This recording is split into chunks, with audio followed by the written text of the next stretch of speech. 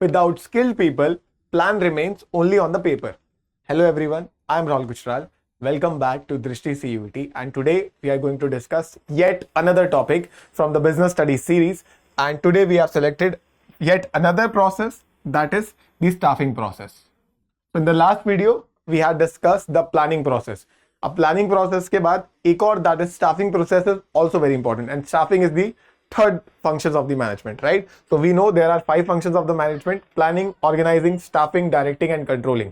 तो आज हम स्टाफिंग प्रोसेस देखेंगे, बिकॉज इसका भी ऑर्डर वाइज आपको याद रखना बहुत इंपॉर्टेंट है, और जो इसके आपके स्टेप बाय स्टेप जब आप पढ़ोगे ना, आपको पता चलेगा ईच एलिमेंट की इंपॉर्टेंस, ईच स्टेप की अपनी इंपॉर्टेंस है, राइट? तो without any further delay, let us start first with the meaning of staffing. So what is the meaning of staffing? Staff hire करना, ठीक है. Staffing is the process of filling and keeping filled the positions in the organization structure. It includes recruiting, selecting, training, developing and retaining the employees. तो आपको कौन से important words मिल रहे हैं यहाँ पे? आप देखो क्या लिखा है, filling and keeping filled. So first we are saying filling and then we are saying keeping filled.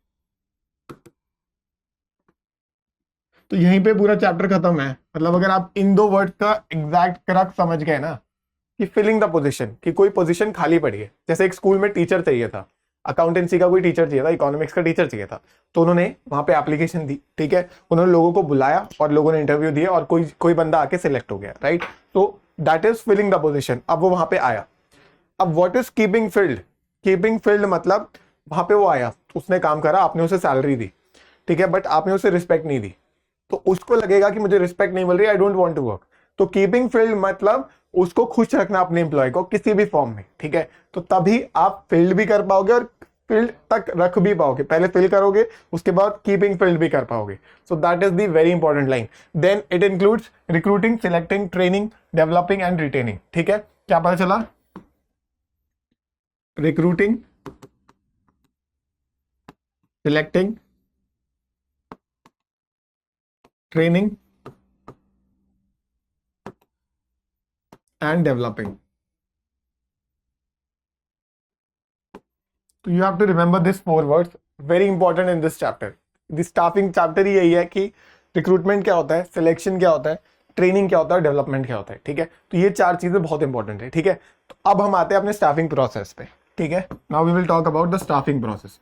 जो हम लोगों को हायर करने की बात कर रहे हैं, हमें अपने लोगों को फिल करने हैं, कीपिंग फिल्ड करने हैं, तो उसका प्रोसेस क्या है, ठीक है. तो लाओ let us discuss the main thing, that is the staffing process.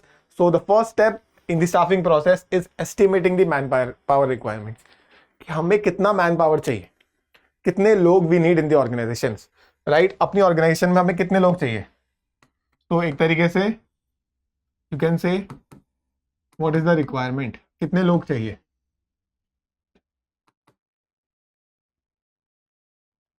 right? So it talks about this question, what is the requirement?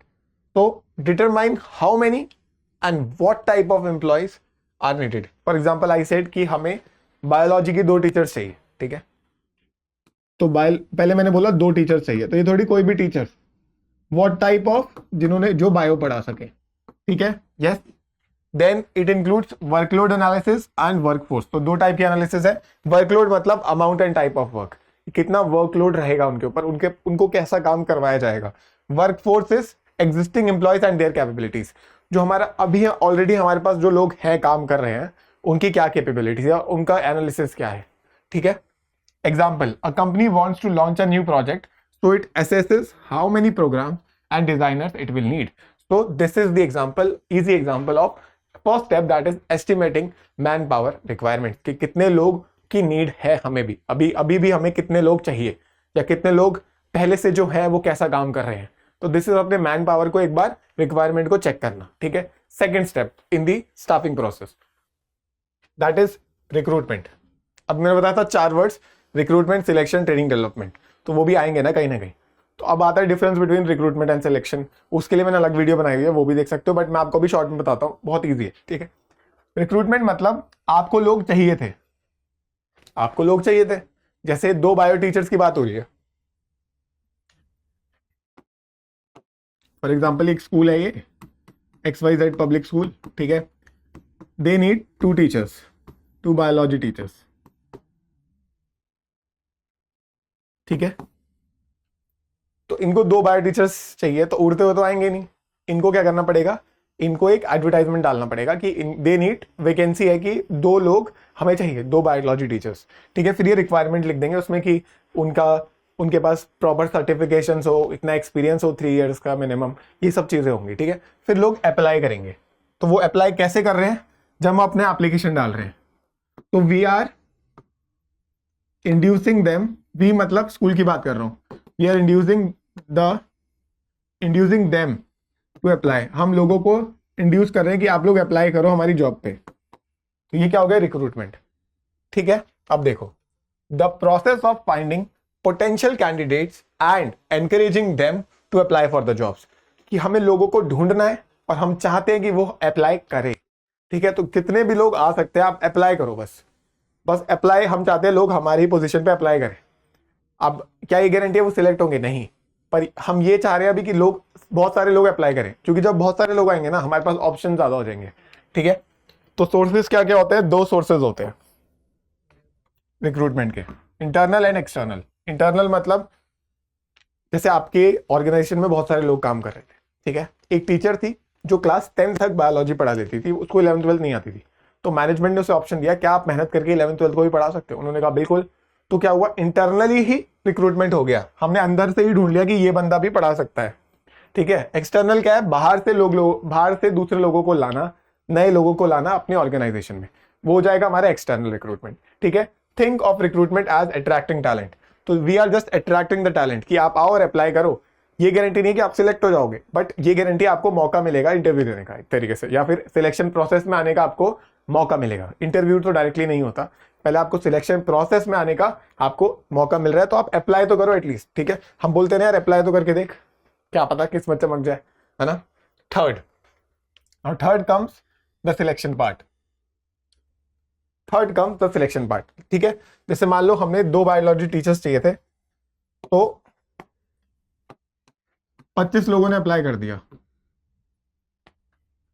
25 लोगों ने अप्लाई कर दिया, तो रिक्रूटमेंट कितने लोगों का हुआ, 25 का, 25 लोगों ने अप्लाई करा है, इसका मतलब 25 लोग रिक्रूटमेंट के लिए अप्लाई करा। सिलेक्शन 25 का होगा क्या, नहीं, सिलेक्शन जितनी हमें नीड है उतने का ही होगा। तो सिलेक्शन विल बी इन 25 में से 2 का सिलेक्शन हो जाएगा, 23 रिजेक्ट हो जाएंगे, यस। तो selection is choosing the best candidates out of the applied, जितने लोगों ने भी अप्लाई किया था उनमें से बेस्ट को सिलेक्ट करना इज योर सिलेक्शन, राइट। तो आप पढ़ सकते हो, choosing the most suitable candidate from the pool of applicants, it is a screening process to ensure the best match for the job. हमें अपनी जॉब के लिए एक बेस्ट बंदा चाहिए, जो भी हमें टीचर का रिक्वायरमेंट है, हमें बेस्ट बंदा चाहिए या बेस्ट बंदी चाहिए। तो उसको कैसे मिलेगा वो हमें, जब हमारे पास ऑप्शंस होंगे, हम लोगों को टेस्ट करेंगे, नहीं यार ये पर्टिकुलर पर्सन इतना अच्छा नहीं पढ़ा रहा है, ये पर्टिकुलर पर्सन बहुत अच्छा पढ़ा रहा है, तो हम फिर लास्ट में हमारे पास 5 बचे होंगे, 5 में से हम फिर से कुछ टेस्ट लेंगे, इंटरव्यू लेंगे, तो ऐसे हम शफल करके बेस्ट 2 को सिलेक्ट करेंगे। सो that is what, that is selection, selecting the best person, ठीक है, out of the pool of applicant, जितने भी लोगों ने अप्लाई किया उसमें से बेस्ट को चुनना इज द सिलेक्शन, ठीक है। ये था हमारा third step. Fourth step is placement and orientation. अब आपने सिलेक्ट कर लिया है, आपने 2 बायोलॉजी टीचर्स अच्छे से सिलेक्ट कर ली, अब क्या करोगे, आप उनको प्लेस करोगे उनकी जगह पे, assigning the selecting candidates to the right job. तो आपने उन्हें बायोलॉजी के लिए हायर किया, पता चला आपने रिसेप्शन पे बिठा दिया उन्हें, ये तो गलत हो गया ना। तो उनको अपनी पोजीशन पे जाके बिठाना है, आपका स्टाफ रूम है, यहाँ पे बैठना है, इन क्लासेस में आपको पढ़ाना है। तो this is what, this is we are talking about this, ठीक है। ये क्या है हमारा प्लेसमेंट। अब ओरिएंटेशन क्या होता है, ओरिएंटेशन को हम इंडक्शन भी बोलते हैं, introducing the new employees to the company, culture, rules and coworkers. Orientation जैसे हम जाते हैं स्कूल में, नए कॉलेज में जब आप जाओगे तो ओरिएंटेशन होता है पहले दिन, आपको उस कॉलेज से इंट्रोड्यूस कराया जाता है पूरे से, कि यहाँ पे लाइब्रेरी है, आपको ऐसे पढ़ाया जाएगा, ये सब चीज़ें। तो ऐसे ही जब आप नई कंपनी में जाते हो, तो आप नए एम्प्लॉय हो, आपको बाकी अपने फेलो कोवर्कर के साथ मिलवाया जाएगा, अपने स्टूडेंट्स के साथ मिलवाया जाएगा। Help the employees feel comfortable and become productive quickly. अगर आप मिलवा दोगे, एक बार होता है ना, एक बार बातचीत कर लो ठीक हो जाता है, वरना हमें शाई फील होता है बहुत लोगों को कि यार मैं कैसे बात करूंगा, नई जगह जा रहा हूँ। तो अगर आप एक बार ओरिएंटेशन करवा देते हो तो बेटर रहती है चीजें, ठीक है। This was the fourth step. Now comes the fifth step, that is training and development. So now we are talking about the training and the development. Now यहाँ पे providing employees with specific skills for their current jobs, development, helping employees grow for future responsibilities. Training मतलब उनके काम के specific उनको training देना कि यहाँ पे आपकी लैब है बायोलॉजी वाली, यहाँ पे आप एक्सपेरिमेंट्स करा सकते हो, वहां की ट्रेनिंग देना कि टेस्ट ट्यूब यहाँ रखा और ये सब चीजें।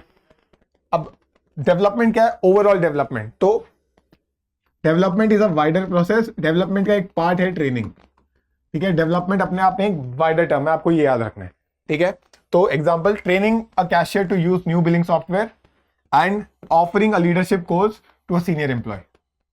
आप उसको बहुत सारी स्किल्स सिखा रहे हो, नहीं only not respective to their job, overall आप उनको डेवलप करा रहे हो एज अ पर्सन, वो हो गया डेवलपमेंट। पर अगर जॉब स्पेसिफिक हम उन्हें कुछ सिखा रहे हैं, वो क्या है? ट्रेनिंग। तो training is a narrow concept, development is a wider concept, ठीक है। Now this was the fifth step. अब आता है सिक्स्थ स्टेप।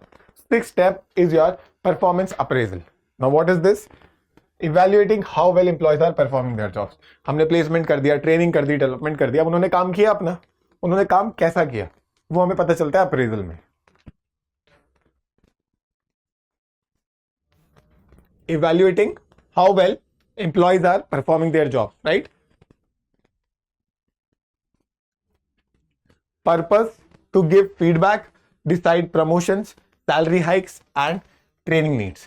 जब आप उन्हें जैसे ज्यादातर जगह पे 6 मंथ या 1 साल में होता है एक बार, ठीक है। जैसे for example if I am teaching you, ठीक है, तो माई मैनेजर विल सी कि मैं कैसा पढ़ा रहा हूँ, आप लोग कैसा फीडबैक दे रहे हो, आप कमेंट में क्या लिख रहे हो, ठीक, उससे डिपेंड करेगा। मेरा मैनेजर बोलेगा मैं यहाँ पे अच्छा हूँ, यहाँ पे बुरा है, दे कैन सजेस्ट मी, ठीक है, और उसी बेसिस पे मेरी सैलरी बढ़ेगी, ठीक है। उसी बेसिस पे मुझे ट्रेनिंग अगर और कुछ चाहिए कि तुम बहुत ज्यादा स्पीड में पढ़ाते हो, धीरे पढ़ाओ, ठीक है, ऐसी चीज है।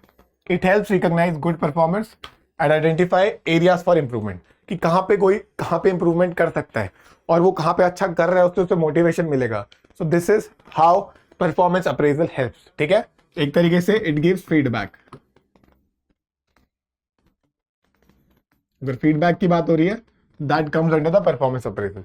Now seventh is the promotion and career planning. मेरा परफॉर्मेंस अप्रेजल बहुत अच्छा है, बहुत अच्छा काम किया मैंने, तो इट मीन्स मेरा प्रमोशन हो सकता है, मुझे एक और अच्छी जॉब मिल सकती है उसी ऑर्गेनाइजेशन में, हायर पोजीशन, राइट।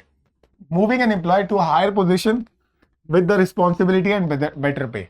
ज्यादा रिस्पॉन्सिबिलिटी मिलेगी, ज्यादा सैलरी मिलेगी और दर्जा भी ज्यादा मिलेगा, वो क्या है? प्रमोशन। और करियर प्लानिंग क्या है? Helping employees grow within the organisation through structured opportunities, right. It motivates employees and retains talent, ठीक है। आप उनके करियर प्लानिंग में भी हेल्प कर रहे हो और आप उनको प्रमोट भी कर रहे हो, तो दिस इज ऑल्सो नीडेड, ठीक है। तो ये होता है हमारा second last step, that is the seventh. Now last step is, so sorry guys, 1 second.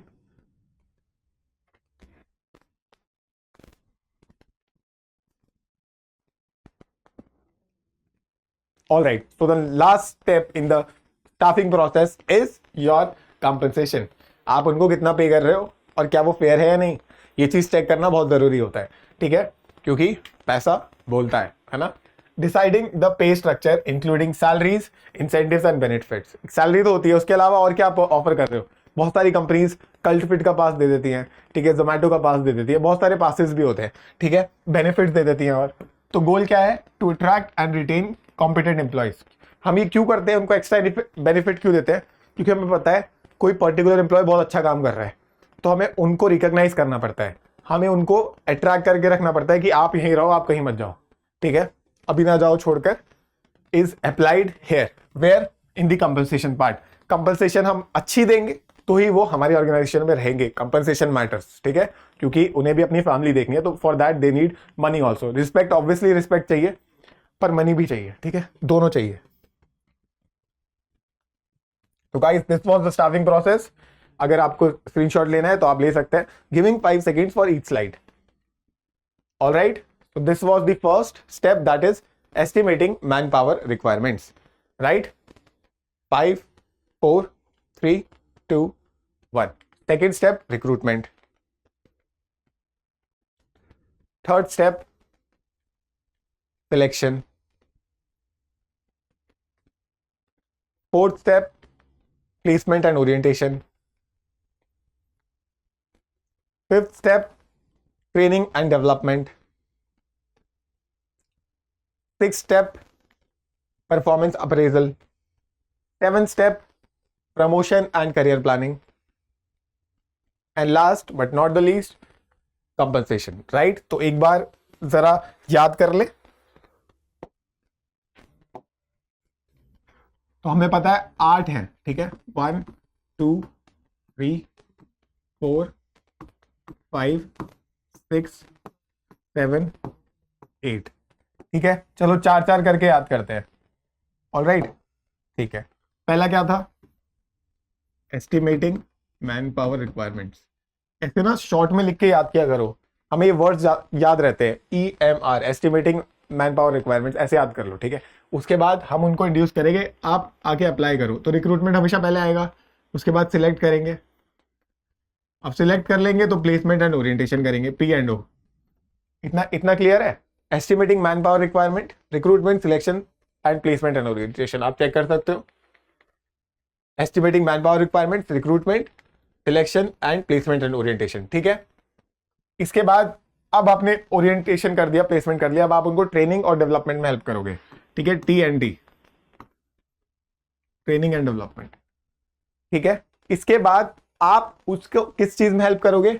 आप हेल्प करोगे, आप उसको पहले अप्रेजल करोगे, फिर आप उसको प्रमोशन दोगे, ठीक है। फिर क्या आएगा? Performance appraisal, that is the feedback, ठीक है। इसके बाद promotion and CP, P&CP, promotion and career planning, and last is the compensation, ठीक है। तो this is your staffing process. जल्दी जल्दी बता दो।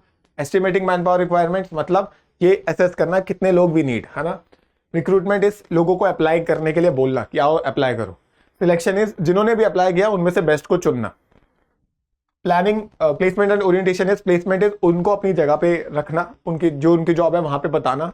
ओरिएंटेशन इज उनको सबसे मिलवाना, ठीक है। ट्रेनिंग एंड डेवलपमेंट आपको पता है, ट्रेन करना, और development is the overall development.